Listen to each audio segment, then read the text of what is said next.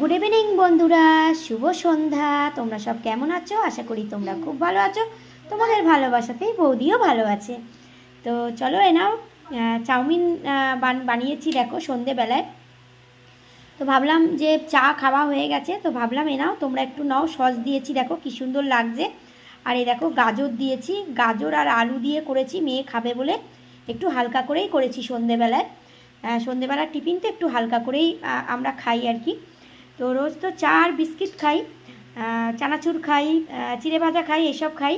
তো আজকে ভাবলাম চলো একটু চাও খেতে ইচ্ছা হলো। তো চলো, আমি তো খাচ্ছি, তোমাদেরও দিচ্ছি, নাও তোমরাও একটু খাও। আর যারা যারা এখনও পর্যন্ত চা খাওনি বা টিফিন করোনি সন্ধেবেলায়, তারা যাও ঝটপট গিয়ে টিফিনটা করে নাও, ঠিক আছে? আর তোমরা একটু নাও।